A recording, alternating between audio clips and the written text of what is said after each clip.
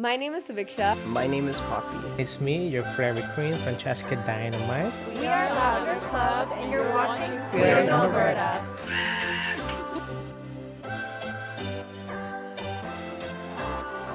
Mabuhay and Oki! Welcome to another episode of Queer in Alberta, the series where I talk to 2S LGBTQIA plus Albertans to tell their stories. My name is Kelsey, but you can call me Kels. I am a queer Filipino Canadian and I use she, her pronouns. This episode is extra special. As you can see, we are dressed up and decked out to the nines. I am wearing Filipiniana, which is among the traditional dress in the Philippines, where my mom is from. And I'm very proud of my heritage and happy to share that our guest is also Filipino. She's gone all over the place performing drag, serving Filipino drag, and I'm so happy to introduce the one, the only, Francheska Dynamites. Hello everyone. Hello, mabuhay. Magandang gabi po sa inyong lahat. Maupay na adlaw sa inyo na tanan. Maradyo-karadyo na sa inyong hurot. Maayong gabi, maayong buntag sa inyong tanan. Ako ini si Francheska Dynamites, gikan sa Filipinas, and I'm your local drag artist here in Lethbridge, Alberta. My pronoun is she, her when I'm on drag, but if I'm out of drag, you can call me Kiko or he, him. And you were speaking 4 languages there, yes? Do you mind listing those 4 languages that you just shared? I start with Tagalog, our national language, and then Waray language is the native dialect of my parents from Leyte. Surigao Nun, which is the native dialect of the native people from Caraga region, which is the islanders, where I grew up.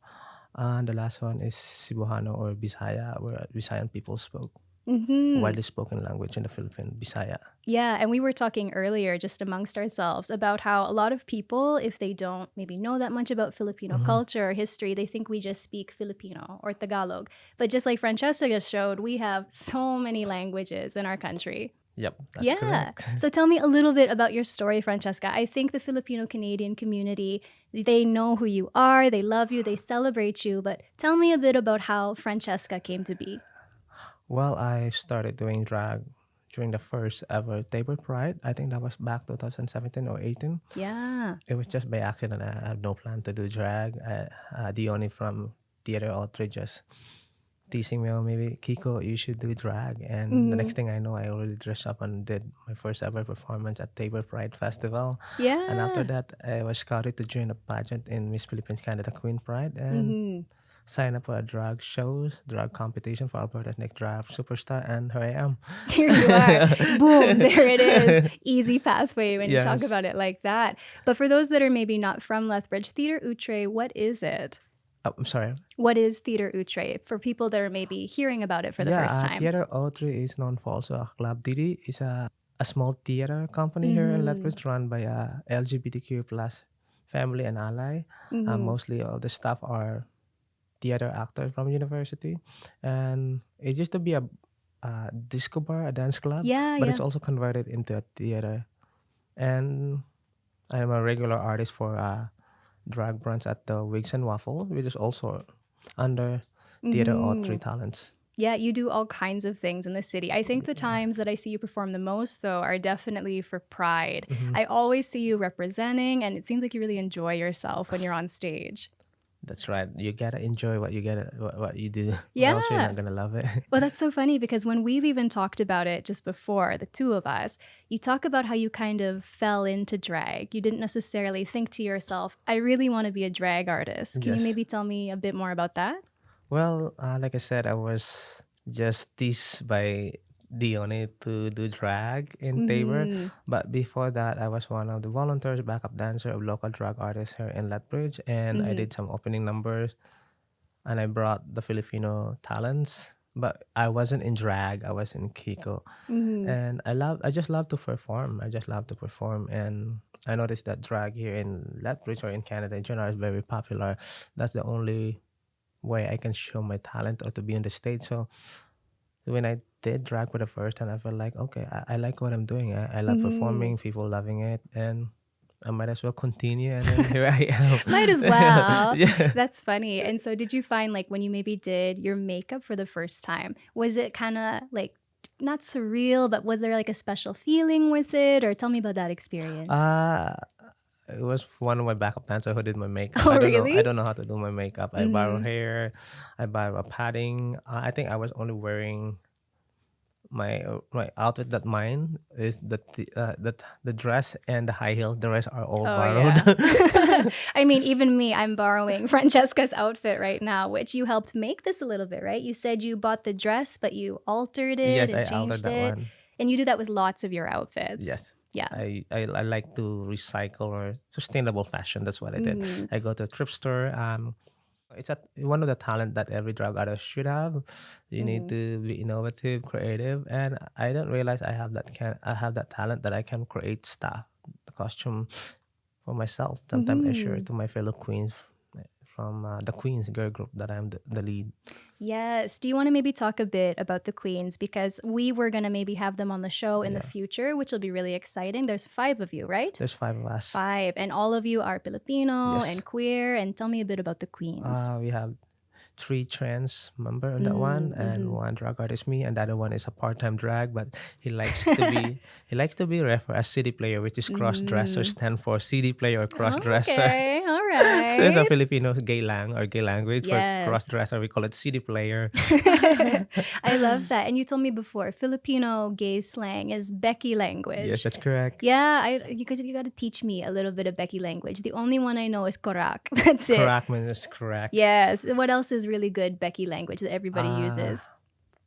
Modra. How do you say modra? Modra means mother. Modra. Modra. Merlat is female. Okay, Merlat. merlat. A female. A femme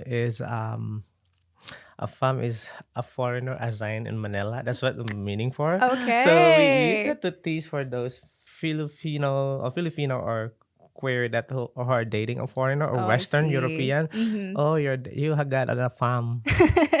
I see. And So then we're when, referring it. So we basically is like an average Joe. yes, So yeah. Western guy. A little bit of shade. Yeah, Yeah. who went to the Philippines and found a lovers or a girlfriend. We call them a femme. That's funny. And we were talking before. What was it I was going to say? There was another piece of language I forget about now, but it'll come to me later. But Okay. it's funny to hear. I think like the queer community, we tease each other, we have shade, but it's also kind of cultural for Yes. Filipinos. If we care about you, we Yes, tease you, yes, that's right? correct. Yeah. I remember now when you told me we call like, hey, bakla. Yes. Right? So for those that don't know, what does bakla? How would you use that or explain that? Bakla means gay or which is very bad word but if we are close with each other, we call each other like bakla. How are you? Even the cis woman we call a bakla. That means we are comfortable. It's just like calling each other. How are you doing today? But if you call a stranger, it's a no-no. It's not good. And if you call a stranger in my hometown bakla, that's also offensive. But you have to be a special kind of person. We have a good relationship in order for you to call you bakla. You know. There's something to be said about specific communities reclaiming Yes. language and like cultural differences Yes. of what things mean. Sometimes when we're in North America or Canada, we think everything is one way, but Yes. us both being immigrants, we understand there are so many different ways That's to correct. exist and be in the world. But speaking of which, I'm really curious. Like me, I grew up here. I am culturally Canadian, like we've discussed before. What is it like being queer in the Philippines from just your experience? Well, it depends if you grow up in the city or you grow up in the province. It's kind of tough if you went to a public school in high school in the province. You get teased a lot. If you were born and raised and went to school from grade school to college in the Philippines, you grew up with a lot of bullying and judgmental and the personal question. Like there's no filter. They will ask you Yeah. personal, are you gay? Are you bakla? Like there's no such thing about anti-bullying during my time. Yeah. like Tougher like skin we, in we some grew up ways. with bullying and judgment, and sometimes it starts in the household. I know from my nanay and my tita. It's like, It's not funny though, but we live with it. We live with it. It's kind of tough. You see us everywhere from the entertainment, television shows, comedy bars, salon, parlor. There's a lot of effeminate gay guys in the Philippines and a lot of trans in the Philippines. sometimes they refer us with one term, bakla, Yeah. or tomboy, which is lesbian. Bakla means gay guy, gay man, or a trans. We don't have that. LGBTQ plus. Right. I didn't grow up that. I never heard that until I moved to Canada around 2010, 2012. So we just have one qualification for a female who act manly and lesbian tomboy, and for a guy like me who dress up like makeup or Right. feminine or trans, we call them bakla or bisexual, if you know that you like men and women. Right. Yeah, that's so interesting to hear about, like this, the different, I guess, language and Yes. education and exposure more so. But one thing I think you've talked about in the past is how you could, like you say, there's representation in TV and people around you, but no political rights in the correct. Philippines. Whereas when you came to Canada, it's a bit of the opposite. We have political rights, but the representation is a bit different. Would you agree with that statement? Yes, I kind of agree with that. The gay community brought life and entertainment in the Philippines. Almost every small towns and city in the Philippines, there's always a gay pageant, Yeah. beauty pageant, and whenever there's a beauty pageant, people will come and support because they love to watch us for entertainment. We bring joy, we bring people together. And if you go to a comedy bar, I'd never seen a drag queen before when I was in the Philippines. What I saw are comedian, stand-up comedian, and mostly of the stand-up comedian are queens. They always sing live. Oh, So that's lip cool. sync is not such a big thing back in the Philippines. You have to be a stand-up comedian or who can sing and host a karaoke in a comedy bar in the Philippines. But now have changed because of the popular show like RuPaul. But during that time, it's a pageant shows for the LGBT and stand-up comedian. You see them in commercial, TV shows, movie, hosting, parlor salon, or even at school. Like we are everywhere. The only thing is we don't have gay rights for anti-discrimination. We don't have a national law. Marriage is still a no-no in the Philippines. Yeah. So if you dress up like a woman and you identify as a male, you are in the male sections. No matter what. No Yeah. matter what, you have to use the male washroom. But sometimes we saw some trends who uses a female, and they're okay with that. But in the other province or other city, sometimes you get called out. Like there are Yeah. some incidents where a transgender woman got called out and harassed at the mall because she used the washroom. There was no law to protect them, or there was no awareness at the company or the corporate. So it's kind of risky. But like you saw us everywhere. We just don't have the rights Yeah. I don't know. that It's protect really, us. yeah, it's really, I think, important to hear about because while the experiences of queer people all over the world are different, sometimes we're facing the same challenges. And I think even like with the work that you do so openly here, just being visible is a sign of like representation, as we've talked about before.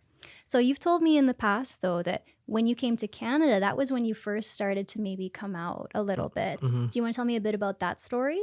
I only come out to certain people like close friends, classmates, or workmates. This But was if in the I'm Philippines before? yeah, in the Philippines, and when I came to Canada, to some people that I know that I become my friends, but I don't really come out if I'm not comfortable, especially at workplace. It's just like it's not necessarily if you work as a private caregiver. My first job here was a private caregiver, a nanny, and taking care of elderly privately. It's just like I don't feel like the necessarily to tell them, hey, I'm a gay guy, I'm a man, or I wasn't really out at that time. It's just like Yeah. I'm not comfortable, and I don't want to make them feel awkward because I don't know how would they react. My priority at that time is to work, Yes. my status, That's my what you working talk permit, my about. contract. That's it. Yeah, you were so focused on, like you said, getting your papers Yes. and all of that taken care of for yourself so that you could build a life in Canada that you weren't so much concerned about being out or Yes. not even close to thinking about drag Yes. yet. Nope. Yeah.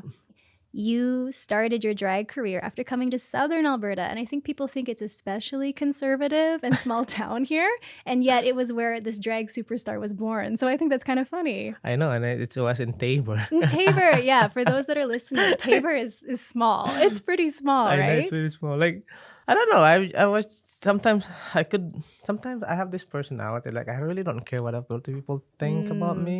I'm I not admire hurting you. that Like quality. I didn't do anything about you. I mean, Mm, when I came to Canada, I'm aware that gay people heard us right, mhm, but I just didn't practice that time because it's not important to my job. But mm, if somebody will harass me, I will stand up for myself. And as long as I'm not hurting anybody, why would I be scared, mhm. You know, you to saying that. embrace myself? It's just a personal choice or preference why I Mhm, can't come out in this certain location, this place because of my workplace, my client. But now I'm free and like I can do whatever I want as long as mhm. I'm doing it legally. So why would I Yeah, worry? disclaimer, disclaimer. Yeah. That's funny. But you saying that about how you have the strength inside of you to stand up for yourself. I just had a moment. I was remembering a conversation with my ninang. And for those listening, ninang is your godmother in Yes. Tagalog. I was going through some hardships at work, some racial microaggressions in the workplace. And she told me that I had two options. She said I could either say nothing or I could fight. And she Mm, said, if you're going to fight, you have to fight with everything that you are. And even though, mhm, she's so small, she mhm, can fight. And I think mhm. that's something also really special, like with our people. We can I fight if know. we need to. Yeah, that's correct. Yep. Yeah. But tell me a little bit more about the drag, because if the listeners don't realize it, you had a film come out about Yeah, your drag story and about your work as a healthcare that's worker. correct. You've been able to do some amazing things in a pretty short period of time. I know. I'm surprised. I'm surprised what a Hmm. drag can do. Like I can't believe after I embrace myself, my true identity, a lot of beautiful things that happened to my life that I never not expect. Mm-hmm. It's just like when you embrace yourself, who you are, it's just like you're attracting all the beautiful positive things. Mm. And that's exactly what happened to me when I do drag. I joined a pageant. I won a pageant. I signed up at drag shows. I compete at drag show. I made it to the final for Alberta's Next Drag Superstar. I got Mm-hmm. discovered for CBC Arts for Canada's Drag Season 3. And then I got discovered by one producer when I was performing in Medicine Hat from the Mm-hmm. TELUS Storyhives. And they make a story and film about myself, Mm-hmm. which is Francheska Prairie Queen. And I did commercials with the marks. I did photo shoot with some known photographers here. List. Yeah. So I travel here and there.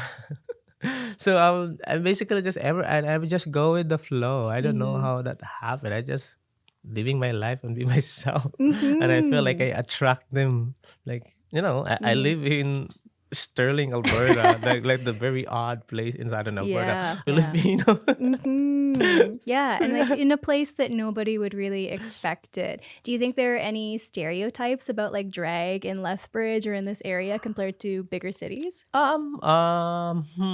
We're very known as conservative in general. Yes. How would I going to?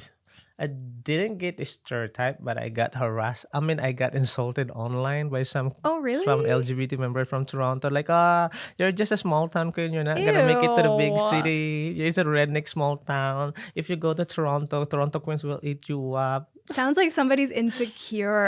sad to say because that person is also an LGBT members. Oh, So there yeah. are some bad apples in our community, Mm-hmm. like community. Say So I don't know. it. Is that a stereotype? That you're just a small town queen, so Mm. I'll just own it. I'm a small town queen, and I'm Yes. loving it. And I built my empire My empire. in this small town. I So love yeah, that. And I think that there's something really special about what you said there, that you love being a small town queen. yes. What is it, in spite of the ignorance of others, about being a small town queen that you enjoy? Um, Living in this small town is interesting. It is not a Mm-hmm. place I would suggest for aspiring artists.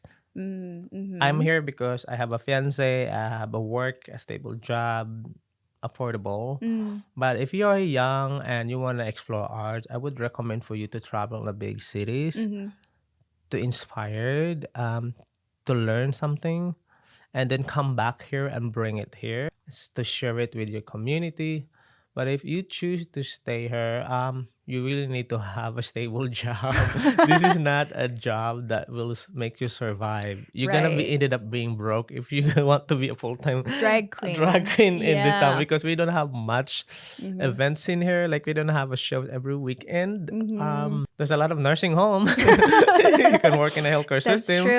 You should which is show I up in do. drag at the healthcare, and I then sometimes dress up and entertain and sing Do for they them like for it? Christmas and Valentine, but I cannot post it in social media for privacy. yes. So, but I did volunteer in my nursing home workplace to entertain them, and they don't recognize me Oh, that's so because when I dress up, and funny. most of them they have dementia, they will forget it anyway.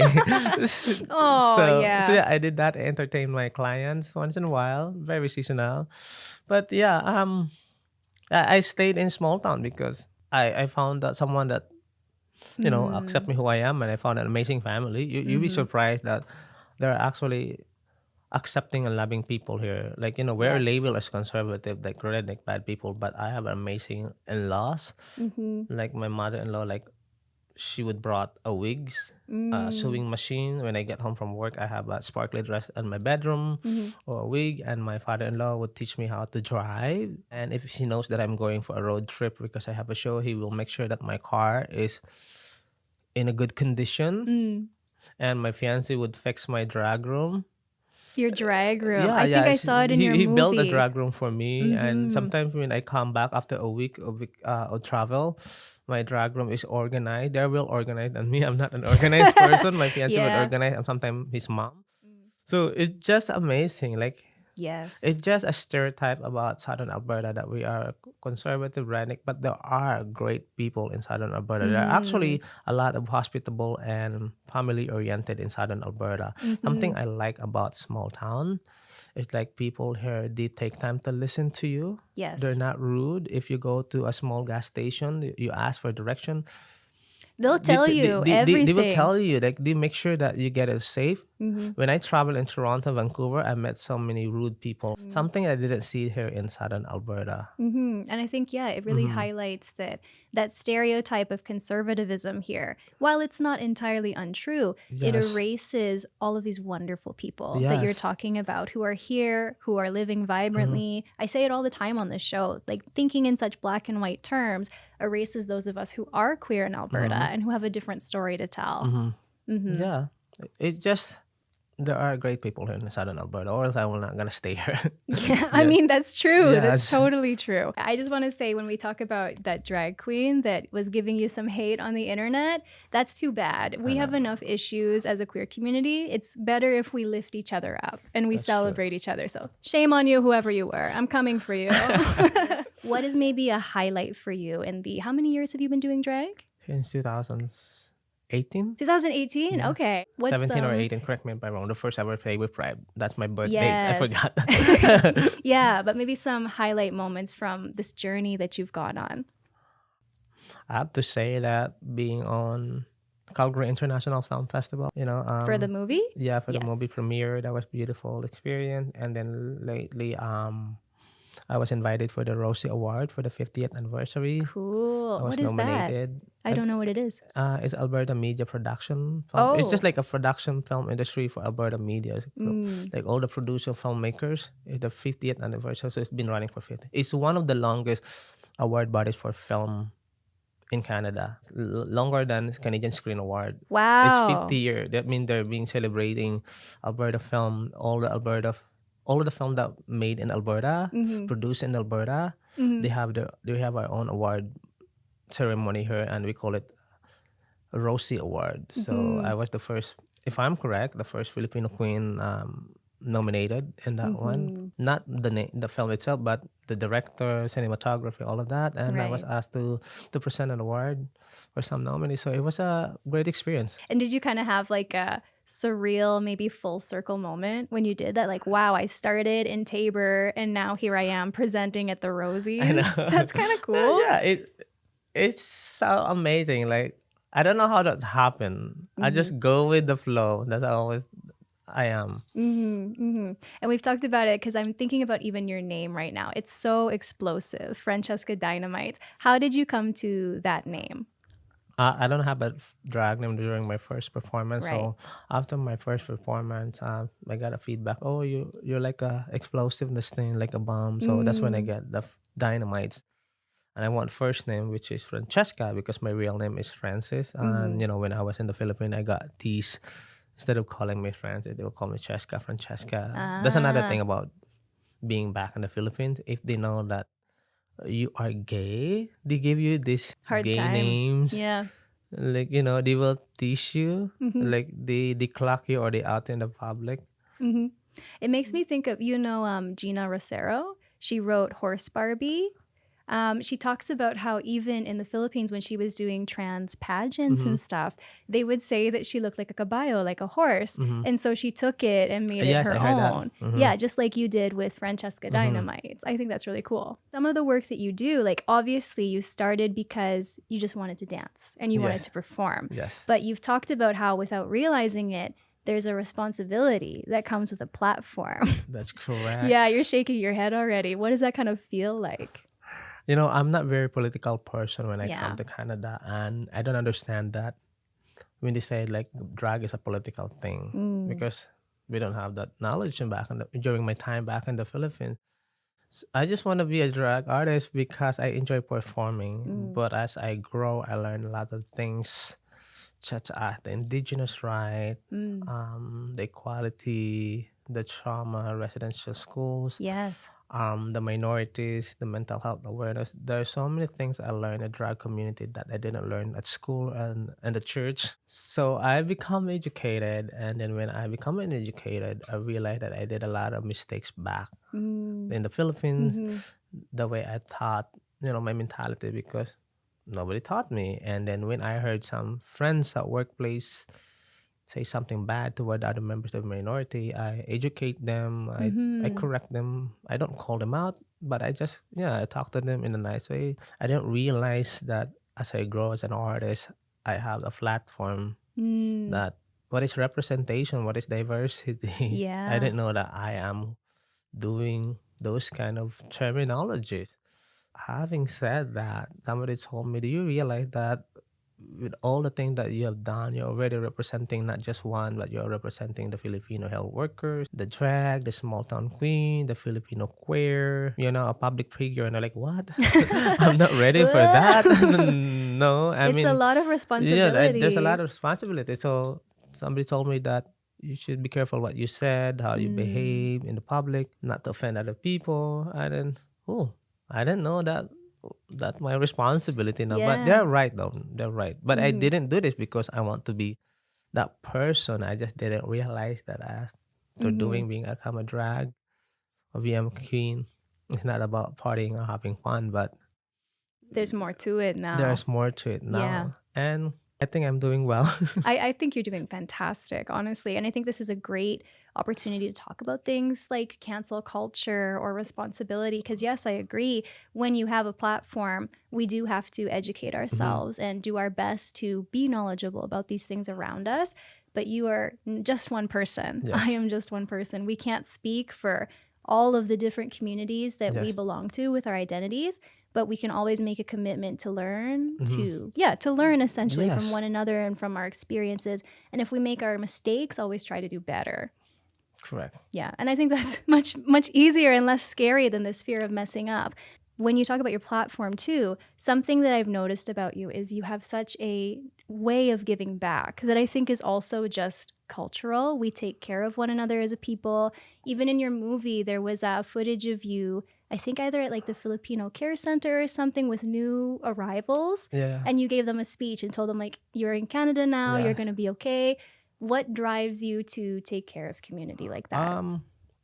Back in the Philippines, we love to celebrate. We have festival. We have so Mm-hmm. many organization. Even at school, we Mm-hmm. always have one ng wika a month for language. Like for that whole month, we're gonna speak only Tagalog, no English, or we Wow. represent. It's just like a celebration, a cultural thing Mm-hmm. in the Philippines. We call it Buwan ng Wika month, celebration for our national language, which Mm-hmm. is Tagalog. Um, every province has a different way to celebrate their festivals, Mm. like the honor, the harvest of this, the harvest of that. For example, in my province, we have Bukusan festivals. It's about unity. We celebrate. And in Cebu City, they have Sinulog. They celebrate Santo Nino, baby Jesus, because it's a very Catholic. And they also have a festival for Milkfish Festival or Bangos Festival. So almost every year, like all year round, every province have different dates of celebration and festival. So it's part of our community to go together, to come together. We invite people to our town. We let them taste our food. We let them try our costumes, dance with our music, speak our language. Like it's a cultural exchange that also bring tourists in a certain province and city. And I mean, we get to the Philippines. Filipino love to party, Yes, it's love to true. party, love to celebrate Christmas, New Year, birthday, 18th birthday celebration, debut. They call it quinceanera in Yep. Mexico, but here when you turn 18 years old, and we love to invite Filipino artists to have a concert here, to produce a show. And the church, of course, we have a different Filipino groups with a different Bible studies. So they connect each other, and then we love to have a Filipino organization. So having said that, we have an amazing Filipino organization here from Calgary, Lethbridge, and even Regina, and they help new immigrants to settle down here, to give them some information about where they can go in case they lost their job, or resources, or immigration consultant. So as one of the volunteer and community service, they message me and they invite me, and sure, why not? And I love performing. Eventually I didn't realize I could be a spokesperson as well, Yes. inspired people. It just go with the flow. Like I said, it just happened that I did not plan. Well, even listening to you describe all of these festivals and community gatherings in the Philippines, it's making me understand my childhood a little Yeah. bit more. Because, of course, like for Christmas, we always did Filipino Christmas with like Yeah. all of the different small towns at a big agriplex or something. And we all gather and sing and Yes. dance and perform. Or even on a smaller scale, going to somebody's house and Yes. so many families coming in and out. Yes. I always knew we did it because we were Filipino, but now I'm seeing there's this whole history of Yes. gathering like that I never knew about before. So thank you for telling You're me. welcome. Yeah, I'm learning so much today. Look at that. Now, one last thing, I guess. What is something really special for you coming to Canada, this journey? What is something really special that you remember about this whole experience of being queer in Alberta? Where do I start? Because I didn't came to Canada as to become a drag queen or pageant queen. No, I came yeah. here as a foreign worker to support my family, to send my brother at school, to Yeah. build a home for my parents, and you know, to send money every month until now. I grew up in the poverty in the Philippines, Yeah. so it is not an easy journey for me. Like for example, before I came to Canada, I can't afford a decent home. So I was studying healthcare aid, and then I got my first job as a live out caregiver and waiting for my visa application. So I ended up living in a cemetery. I can't find a decent house, so I found a slum, which is in a cemetery. So my bedroom wall is a cemetery wall. You told So me about this before, and it's yes, still, yeah. so there's a one bedroom, a one bed, a small tiny bed, one window, and a door, and a kitchen and a toilet, and a wall, which is my bedroom wall, and behind that wall is a cemetery. Yeah. So coming to Canada, when I get my Canadian visa that I'm going to Canada, that was a beautiful experience. I know all the hard work, the struggle, the challenges that I've been through is about to change. So when I came to Canada, I treasure that, like I honor that, I worked so hard for this. Like I know this is my ticket to change my life, my future, at the same time to elevate my family from poverty. So for me, that was a beautiful journey when you get out from that situation and come to Canada and get here in Canada and start from the scratch and figure out, and then Different language, different yes, culture, and everything. then I just enjoy my journey, and I'm very resilient and full of hopes. I really don't know why, but I was such a taker, and don't easily get scared. Mm-hmm. Like if I'll do it, I'll do it. I'll fight for it. So Mm-hmm. yeah. So I'm from Edmonton, St. Albert, now in Lethbridge, and now in Sterling. So yeah. So here I am. Here you are and Yeah. shining and radiant. And I almost feel a little emotional hearing you talk about it because in your voice and in your story, I hear my mother, like what she went through. She also was a live-in nanny when she Yes. came to Edmonton, gave up everything in her life to support her siblings through college before coming Mm-hmm. here. It's a similar story, even if we have different experiences. And your bravery, your joy, Yes. it just inspires me so much. So thank Thank you you. so much for You're coming on the welcome. show. Oh my goodness. Well, thank you. Thank you. Thank you. And I guess if any of the audience wants to follow you on social media, what is your username? My name itself, Francheska Dynamite, from TikTok, Mm-hmm. Instagram, Facebook, Twitter. Not really active in Twitter. I know, me either. I don't have so, one. so I'm so easy to find. So if Mm. you know my name, Francheska Dynamite, you can just Google it and follow me in my social media. It will pop out there. Yeah, perfect. And can I ask you actually one more question, Sure. Francesca, before we go? It's kind of a big question. Sure. For people like me who are second generation immigrant or maybe mixed, grew up in Mm-hmm. Canada, they're trying to reconnect to their culture and understand their queerness as well. Yeah. What kind of advice would you maybe have for them? You should try to connect to our local Filipino Mm. Canadian community. Try to visit Philippines. Go for vacation instead of going down south here, or maybe you should go visit Philippines and explore. Get involved in our community. Yeah. Don't be shy. Don't be shy. It's kind of intimidating though. We feel intimidated sometimes because of the language barriers. But Filipino community are very hospitable and very warming and welcoming. Ask your parents where is your province, mom? Maybe we should go there for vacation. Save up your money and save up your money. Maybe you should treat your parents. Yeah. Let's go for vacation. Let's have a family vacation in the That's Philippines. true. Go. There's so many beautiful beaches and it's cheap in there. And the food are So good. organic. And the food are organic there. Especially if you go to the provinces. Yeah, that's about it. Or check out. There's so many Filipino events here. Not just fiesta in our community.